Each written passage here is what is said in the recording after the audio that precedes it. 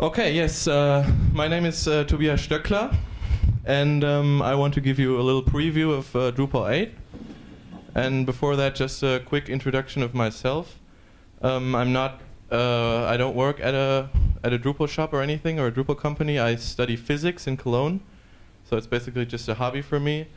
I'm in the midst of setting up my own sort of web shop with my brother, but that's still in the making. So, yeah, and I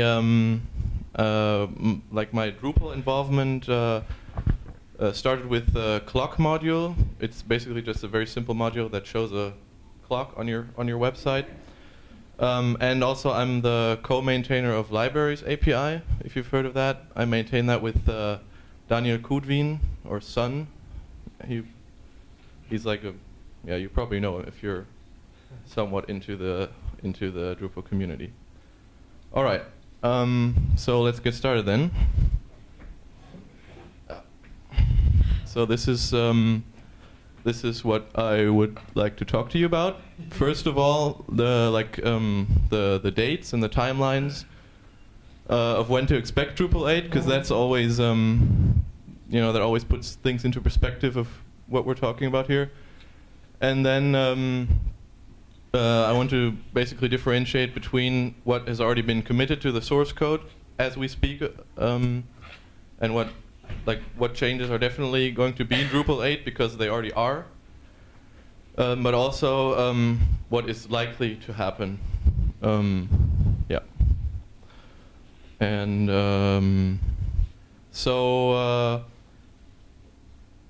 just a few questions to so I get to know you and get to know what you maybe expect of us. So all of you have installed Drupal 7 before, so you know what Drupal 7 is and everything. Has anyone of you written a core patch ever? 1, 2, 3. Okay, that's good. Because then maybe this will be not so boring. Because if you already knew everything, then. All right. So yeah. So first about the timeline when Drupal 8 will come out and how much time we have left to get in the changes that we still want to get in for Drupal 8. So yeah, this is where we are right now.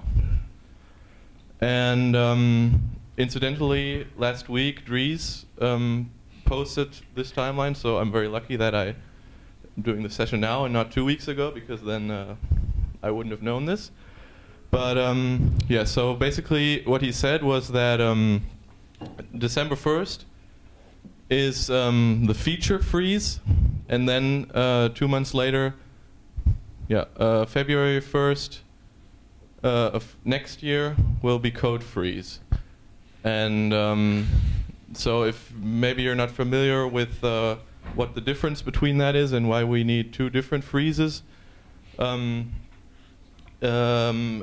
is, or last time around when Drupal 7 was developed, there was a similar movement, because in earlier Drupal versions, what we learned was that if you just develop and develop and develop and commit changes and just move everything around, and then at a certain point just freeze the API completely, then there are some changes that you would that you just introduce that don't really make sense in the big picture. So there are things that you would just like to clean up that aren't really API changes in themselves, or that aren't that are API changes technically, but that aren't new features. So you basically just want to take the status quo and clean up the existing features. So that's basically what this period from December to February means. And then Dries predicted that Drupal 8.0 will be released in August, and that's always the question, because I think every single Drupal version was released like way later than it was additionally predicted. So you always have to take these predictions with a little bit of caution. But on the other hand, there is one thing that is different now with the development process of Drupal 8 in comparison to Drupal 7, which might actually make that a realistic goal. And that is the so-called issue queue thresholds.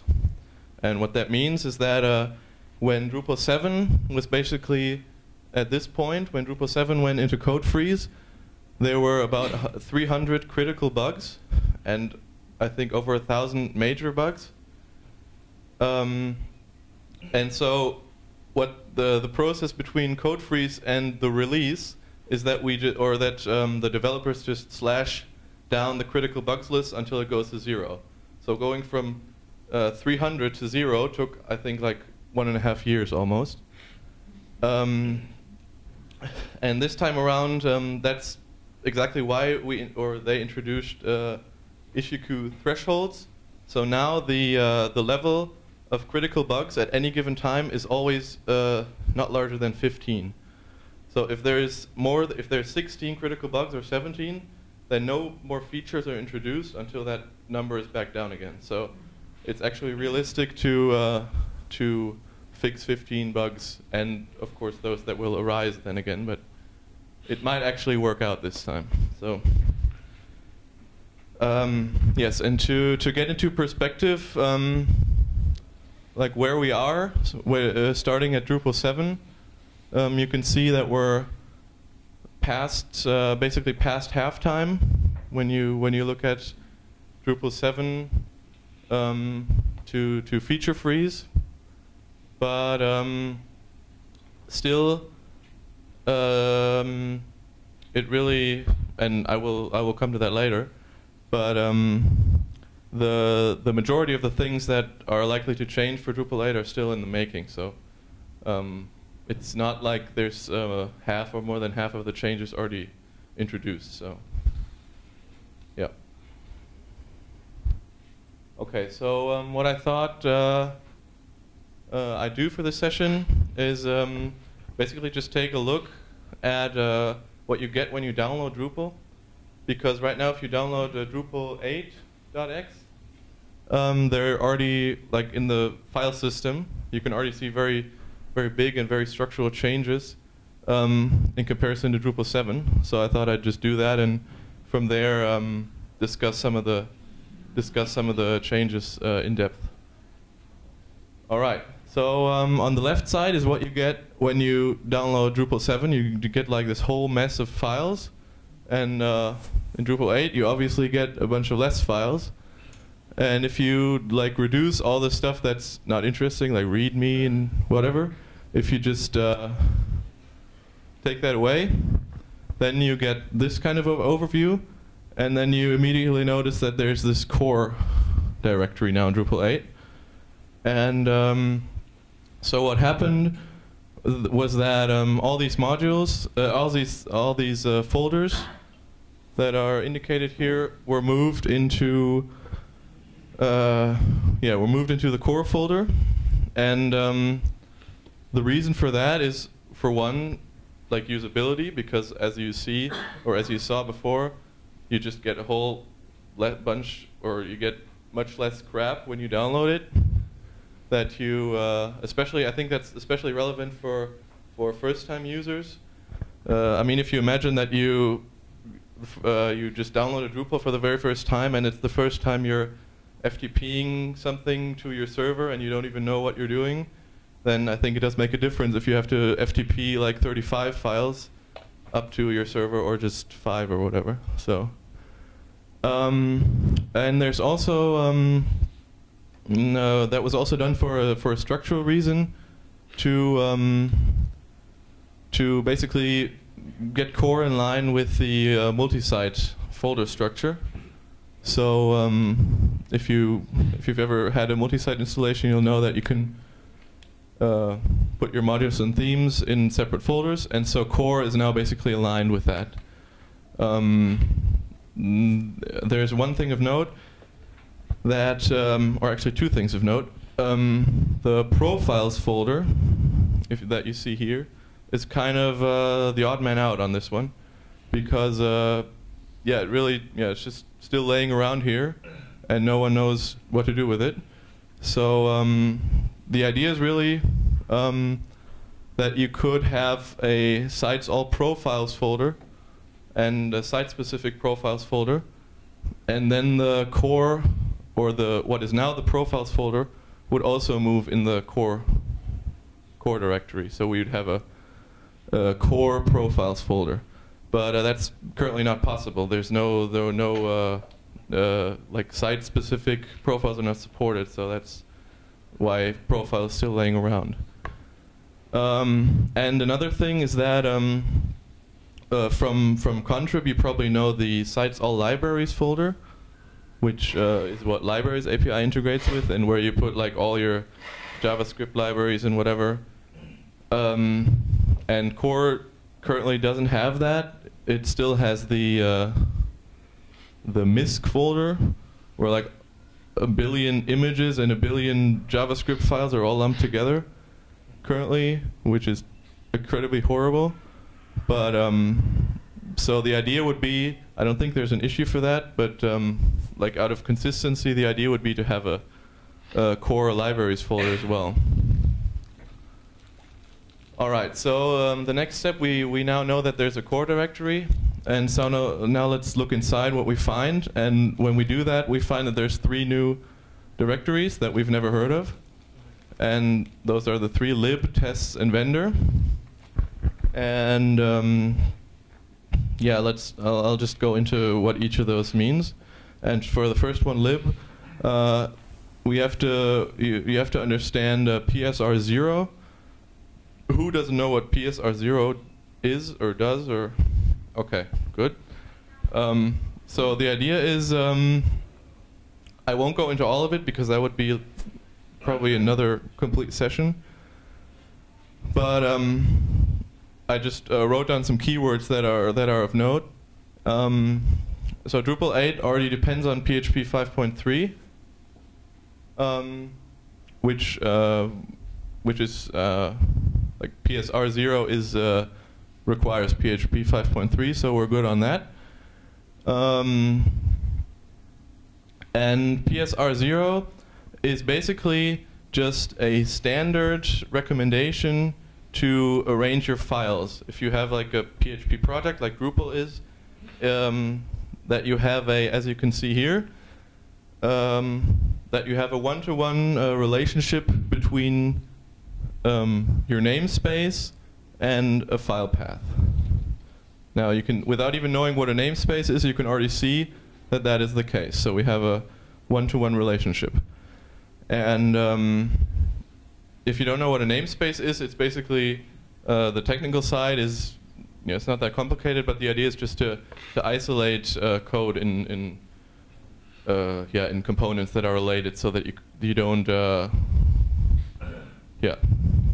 I mean, if yeah, you can. I put a link here, so if you're interested in that, you can read the whole thing. But and the good thing is that I put lazy loading here, and that's very important because right now with core, if you're trying to access a class, or if you're trying to make a new object with a certain class, then that class obviously resides somewhere in some file, but you don't know where. So in order to lazy load that, so that you don't have to, does everyone know what lazy loading means? Okay, no. So, okay, then one step back. Lazy loading is basically just a way, if you have, I don't know how many classes Drupal currently has, but imagine you have like 20 or 30 classes, but some of them you don't always need. Like if you have some class that, I don't know, but I mean you can imagine that you don't always need all code of Drupal. So the idea is that at startup you don't load anything at all, and as soon as someone tries to access an object of that class, then the file is loaded into memory, so that you don't load all files. So if you only need, in a certain request, if you only need like 3 of those classes, only 3 of those are loaded. And if you only need 10, then only 10 of those are loaded. And you don't need to do anything to figure that out, because that's the power of lazy loading. That's just what it does. It just loads it by itself. Well, and that's also a benefit of object-oriented programming, because that makes it very easy in PHP to do lazy loading. You could do that with functional programming as well, but it's just not that easy. So yeah, the problem is that since you, as I said, if you don't have PSR0 and you want to load a certain class, you have no clue where to look, where to load that class. And what Drupal currently does is it looks in the database. It has like a big database table with like this information on the left side, like what the class name and the file path on the right side. But that's slow because you have to go all the way to the database, and it also causes problems if you have if you want to load classes at the very start of your Drupal bootstrap. Like if you if a normal bootstrap, like if you normally hit index PHP normally with the Drupal site, there's a certain order things take, and so like the database connection gets initiated at a certain point, and anything before that cannot use autoloading in Drupal 7, simply because by the nature of Drupal 7's autoloading, it doesn't work. It breaks horribly, and it's a complete mess. And that's why PSR0 is so cool, because you just get this name, and you know, okay, so I have to look here, and I'm done, without any processing, without anything else. All right. And also, as you can see here, as an example, I used a Symfony class. I don't think all of you were in the Symfony session just right now, but that's also why PSR0 is so important for Drupal, because no, I didn't want to. Hey, there's a slide missing there. Well, anyways, well then I have just have to tell you like this. Symfony is a PHP framework which basically consists only of classes.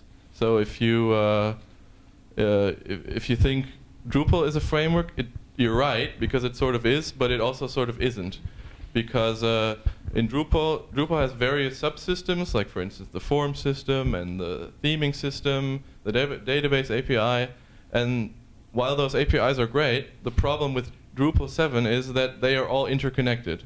So you can't just have the form system without also loading the database system, without also loading the theme system, and so it's good, but it's really it's not that great because it's all interconnected, and you can't just take parts out of it and use them standalone.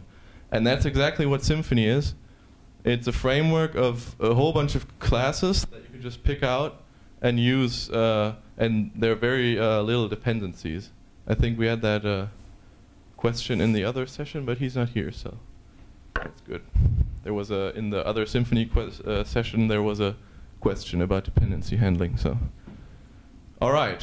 So maybe I'll just stop there for a moment. Are there like any questions, or was that like completely? Will we get namespaces for modules too? That's a very interesting question. That's being heavily debated right now. Ah, yeah. I have to repeat the question. I forgot. So the question was, will we get namespaces for modules as well? And that's actually a very good question, because if the modules were namespaces, then we could also use lazy loading for modules, which would be awesome, because even if you have for instance, a very good example would be all the UI modules, like field UI and views UI. Those are loaded on every single Drupal page, on your front page, on the user's page, on whatever page, which makes no sense at all. But that's just how Drupal currently works. So if modules were namespaces, we wouldn't have to load any modules at all, And as soon as someone else would try to load that module or would try to access some function inside a field UI module, that would automatically get loaded. So that would be a huge performance boost, and especially a memory boost.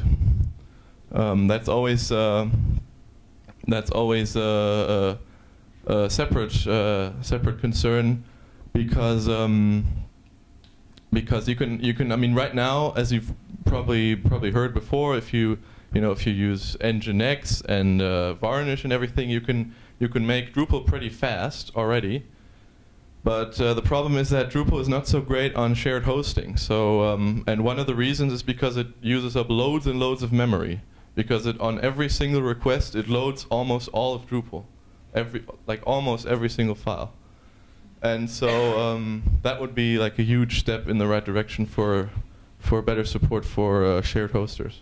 But now getting back to your question, the exact implementations are being discussed right now, because it's not so clear what to do, because there are different things you have to consider. There's simple functions that lie inside of like utility functions that modules provide. Then there's hooks, which modules implement, and then there are standalone classes which modules provide. For instance, like if you've ever looked into views, views provides a bunch of classes that you can just use. And so the question is, how do we make namespaces work with these three different things? Like would a class, like if I'm a module and I provide a class, is that in the module namespace or is that in the Drupal namespace? And if I'm for instance, if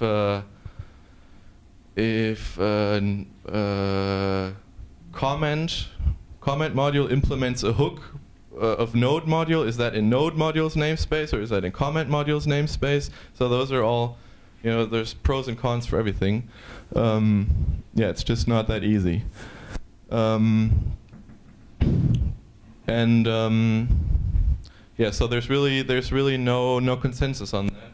There's one issue for basically the first issue that I mentioned for modules that provide classes, and the proposal is basically to reproduce this whole entire path inside of each modules folder. So for instance, if I were views module and I would provide this class, then I would have to, the file path would be sites, all, modules, views, lib, vendor, Symfony, core request. So there would be a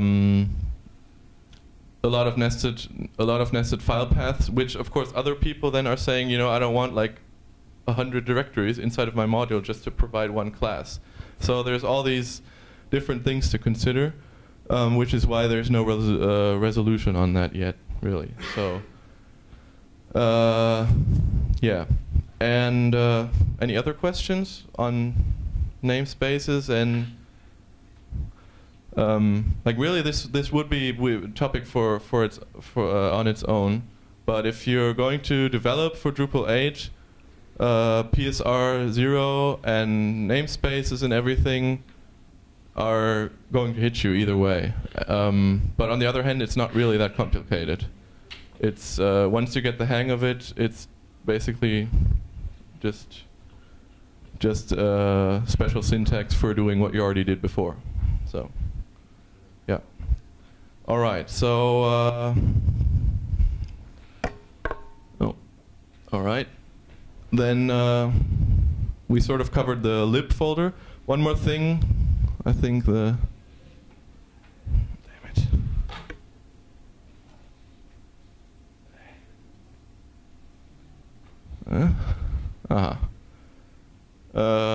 One more thing, I just said before that there is a proposal for a core libraries folder, just like a sites all libraries folder.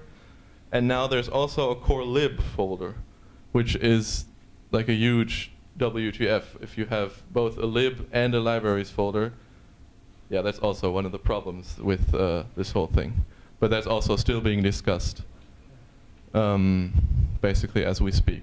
So if we look into this lib directory, now I talked a lot about namespaces and classes and whatever, so let's just look what's inside.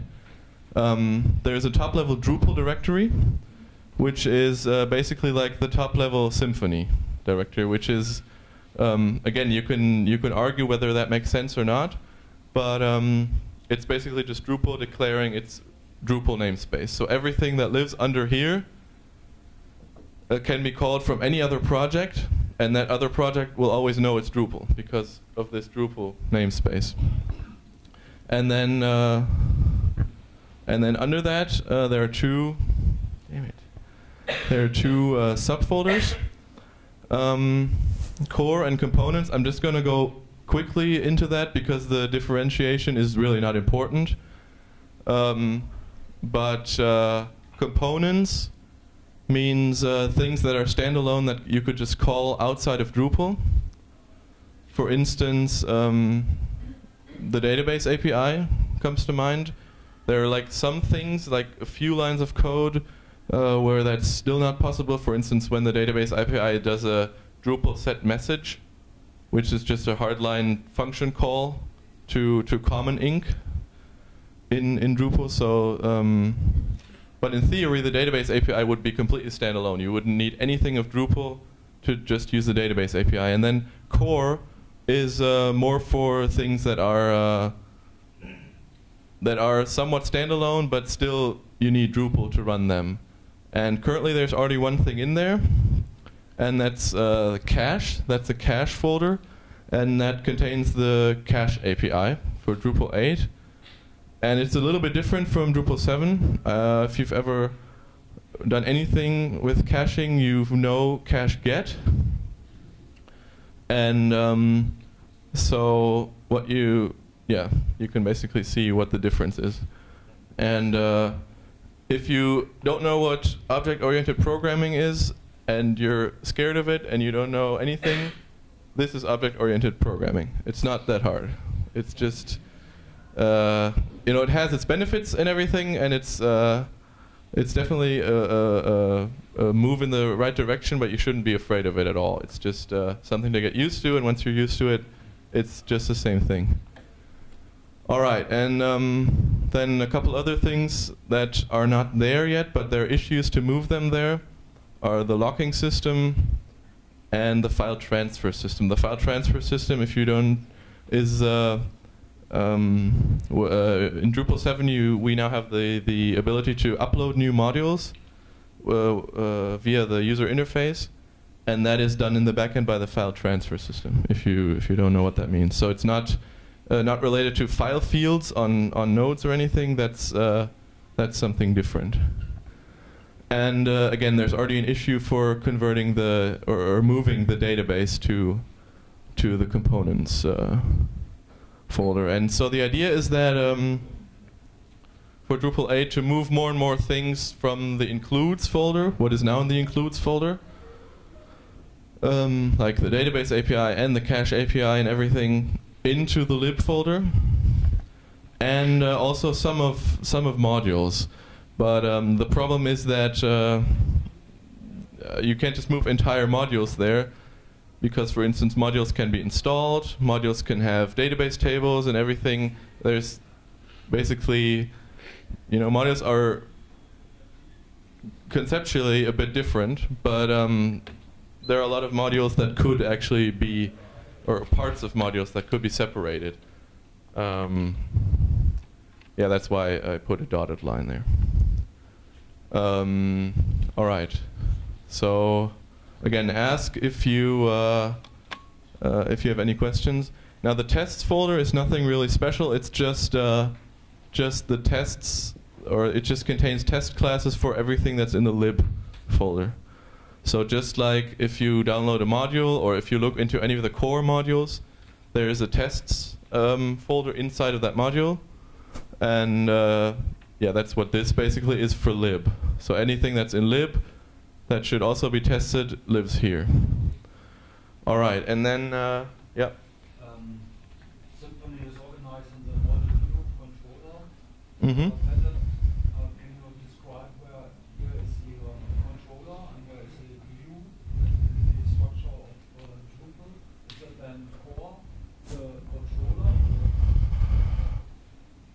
Well, model view controller is basically, I don't really see how that is connected to the file structure. No, the whole structure is called controller. Yeah, well, yeah. I mean, if I get what you're saying, is then if like this would be, or if we would get all standalone classes to actually move into lib, and if we would basically separate all parts of Drupal into standalone classes and put that in here, then Drupal would be a model view controller. I mean, I don't think I get what you're saying really. The base structure of Drupal will be Symfony organized in model Yeah. controls. So I try to. Well, yeah. Well, I would see it. Well, yeah. The question was that Symfony is organized as a model view controller, and since Drupal builds on Symfony, which I'm just about to get to, how is Drupal a model view controller? I think that was the question. I think I would say that Drupal wants to be properly organized in a model view controller, but again, to be a proper model view controller, you need to or core would need to be be more untangled and have more standalone components, and it will use Symfony doing that, but it'll still be an own model view controller. I think it's not. Sorry, I can't really. I don't really get the question. What my biggest problem to see how Drupal can change to Symfony. That's my yeah. transpose. Well, I guess the idea is really that Symfony is in the end it's just a tool to do things better that we already do, but that we can improve. So and the problem is that even though Symfony is already in Drupal core, it's not being used yet, and the Whiskey initiative, which we'll also cover, that will use Symfony, is still not at the point where you really can get a grasp at how Symfony will be utilized. It's basically just in theory that will. So maybe, yeah. I guess I don't think. I certainly don't know, and I'm pretty sure that it's generally not known yet how that will work out. All right. Will YAML replace schema? Sorry. Oh, YAML. Will it replace schema? the schema API or like hook schema or? I've not heard of an issue. Oh, repeat the question was will YAML replace the schema API? I've not heard of an issue for that, and I don't know. Maybe not a bad idea, but well, I guess hook schema is just another info hook, so you could basically convert all info hooks to YAML then. Okay, yeah. But I think what you're saying might be related to the configuration management initiative, which we'll cover maybe, but it's already super late. Yeah, that didn't work out well. All right, so since we already, then I'll make it a little quicker. Since we already heard about Symfony in the previous session, we all know what that is, so I can just skip that. That's what's already in core. All right, so just very quickly, new modules and themes in Drupal core. There's already 2 new modules there, and the first one is entity module. Drupal 7 already has an entity API, but that was properly split now to a module, which just totally makes sense. And also, if you've worked with entity API in Contrib, then you will like Drupal 8, because it's basically entity API in Contrib, but even better. As you can see, here's just a little code snippet that comment was already converted to the new entity API. And now comment is not just a standard class anymore. It's just not a regular object, but it is actually a class that extends the entity class, and that implements the entity interface.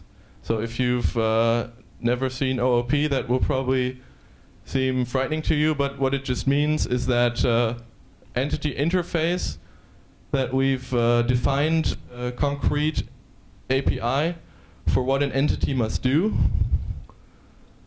Like it must, for instance, it has an ID method. So you can call that ID method and the entity needs to give you its ID. Or it needs to give you its entity type. And that's what comment does. And it's really cool, because now you can do things like this, comment save, which, yeah, and it just works. And yeah, comment is the only class so far that has been converted, but issues are going on to convert everything else. Yeah? A short question, and you should not answer too long. All right, I'll try. Why does comment extend entity and not implement entity interface? That is a good question. In a perfect world, comment would... oh, actually it does automatically implement entity interface. Why do you have to declare it this way? Or is it fixed now? I just declared it that way because then that would have broken the line here if I would have put that here. Yeah. All right, so just very super quick. Also, we have a language module. That's more important, actually. We got rid of blog module because blog module wasn't actually for blogging, which, yeah, nothing more to say to that. Trigger module, there's rules in contrib, which is 1,000 times better. And profile module, we already have fields on users, and profile 2 is even better. Statistics. Garland is gone. If, yeah. Yeah? Profile 2? Yeah? You know what? What about it? What will happen with profile 2? Okay, the question was what will happen with profile 2. There's basically a distinction you have to make when you say that we got rid of profile module because we have fields on users. That's kind of true, but also kind of not, because it doesn't always make sense to have all. If you load up a regular user object, it doesn't always make sense to have all the fields on it, because the user object is used for authentication, and it has basically a very special meaning. So it's sort of distinct from all profile information, or at least it can be depending on your use case. And so that's what profile 2 does. It's not just fields on users, but it's actually a separate entity, a profile entity, which is also fieldable. And then it relates those two entities. It relates the user entity and the profile entity. So it's conceptually, I think, personally, I think it's a bit better. And also, performance-wise, if you have like really a lot of fields on users, that can be a huge drain, because yeah, you tend to use the user object a lot in Drupal, because it's just since it's used for access checks and authentication, it's just used everywhere. So having like a bunch of fields on that all the time that you don't need is kind of a waste. All right. Again, Garland is gone. And also, which will make all themers of you happy, we got rid of Internet Explorer 6 and 7 support. So theming might actually be fun this time. Yep. All right, that's like just little stuff. All right, then I'll just really quickly, yeah, maybe I'll just talk about that, because that's like the, since we already heard a little bit about Whiskey in the other session, I'll skip that. And configuration management is an initiative to really ease the staging of configuration from one Drupal site to another. Like if you have a dev site and you configure everything and build your views and everything, and then you have to move that to a production server. I mean, obviously there are already workflows for that, but it's not really pretty. And And so what the configuration management initiative does is that you have these XML files. Like for instance, this is from the, I put a link down here from the current branch of the configuration management initiative. It puts this XML file in the system modules folder, and as you can see here, it basically defines default configuration. It defines what sort of configuration it has, and default values. So the idea is, in the end, to get rid of variable get. So configuration management will kill variable get, and it will. Yeah, you can just do. You can just use this, and then all you have to do for deployment is basically just move all the XML files up, and you're done. And there's no database involved in anything. So it's if that works out, it'd be really cool. And I think I'll just leave it at that. Yeah, there was. When I did practice this, it was a lot quicker. So yeah, a little bit about Twig. Yeah, questions? Will the slides be available? Yeah, I'll load them up. Yeah, sorry that I talked so long about OOP and stuff. It kind of, yeah, I don't know. Any other questions? Like any specific issues like pet projects or anything you want to know about Drupal core development, or? Do you have any ideas about where people who are not already experts can contribute in ways that help support the core developers? Yes, that is I'll repeat the question. How can contributors, or can people that are not Drupal core experts get into the core development process? And there is a novice tag on Drupal.org. If you just go to the Drupal to the Drupal core issues, and in the search field you type for tags, you type novice.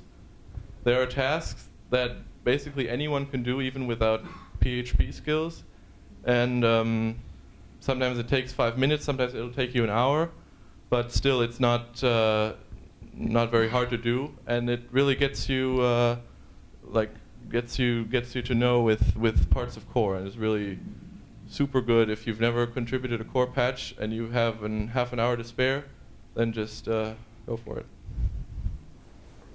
One other question? No. Okay.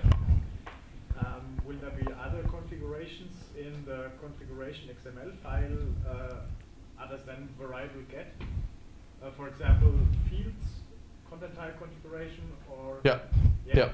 That will all be moving to configuration management. So you just click all your fields together on your dev site, and then you go into your configuration folder, get all your XML files, pull them over, and you're done. In theory. But yeah. All right. Yeah. Sorry again that I kind of took your time, but okay. I guess then that's that. And thanks for listening.